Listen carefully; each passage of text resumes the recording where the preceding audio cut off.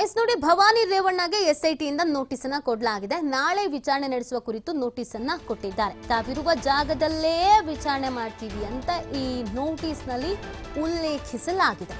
ಮಹಿಳಾ ಸಿಬ್ಬಂದಿ ಜೊತೆಗೆ ವಿಚಾರಣೆಯನ್ನ ಮಾಡ್ತೇವೆ, ತನಿಖೆಗೆ ಸಹಕರಿಸುವುದಾಗಿ ನೀವೇ ಪತ್ರ ಬರೆದಿದ್ರಿ, ಹೊಳೆನರಸೀಪುರ ನಿವಾಸದಲ್ಲಿ ಇರುವುದಾಗಿ ತಿಳಿಸಿದ್ರಿ.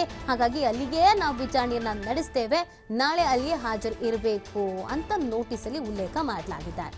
ನಾನಾಗ್ಲೇ ಹೇಳ್ತಾ ಇದ್ದೆ, ಕೆಲವೊಂದಷ್ಟು ವಿಚಾರದಲ್ಲಿ ಭವಾನಿ ಅವರ ನಡೆ, ಭವಾನಿ ಅವರ ಮೂವ್ ಇದೆಯಲ್ಲ, ಅದು ಸಹಜವಾಗಿ ಎಸ್ಐಟಿಗೆ ಒಂದಷ್ಟು ಅನುಮಾನವನ್ನ ಪ್ರಶ್ನೆಯನ್ನ ಹುಟ್ಟಾಕಿತ್ತು.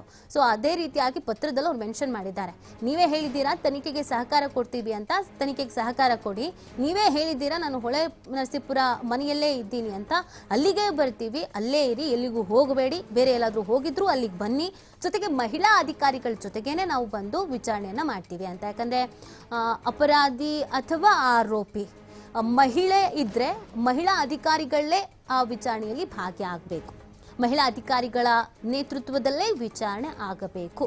ಆ ಕಾರಣಕ್ಕಾಗಿ ನಾವು ಮಹಿಳಾ ಅಧಿಕಾರಿಗಳ ಜೊತೆಗೆ ಬರ್ತೀವಿ, ವಿಚಾರಣೆಗೆ ಸಹಕಾರವನ್ನು ಕೊಡಿ ಅಂತ ಕೋರ್ಕೊಂಡಿದ್ದಾರೆ, ಆ ನೋಟಿಸ್ನಲ್ಲಿ ಕೇಳ್ಕೊಂಡಿದ್ದಾರೆ. ಸೊ ಹಾಗಾಗಿ ಏನಾಗುತ್ತೆ ಅನ್ನೋದು ಪ್ರಶ್ನೆ. ಇವತ್ತು ಕೋರ್ಟ್ನಲ್ಲಿ ಏನಾಗುತ್ತೆ ಅನ್ನೋದ್ರ ಮೇಲೂ ಕೂಡ ಈ ಪ್ರಕರಣ ಎಲ್ಲಿಗೆ ಹೋಗುತ್ತೆ, ಭವಾನಿಯವರಿಗೆ ಯಾವ ರೀತಿ ಸಂಕಷ್ಟ ಎದುರಾಗುತ್ತೆ ಅಥವಾ ಯಾವ ರೀತಿಯಾಗಿ ರಿಲೀಫ್ ಸಿಗುತ್ತೆ ಅನ್ನೋದು ಕಾದು ನೋಡಬೇಕಾಗುತ್ತೆ.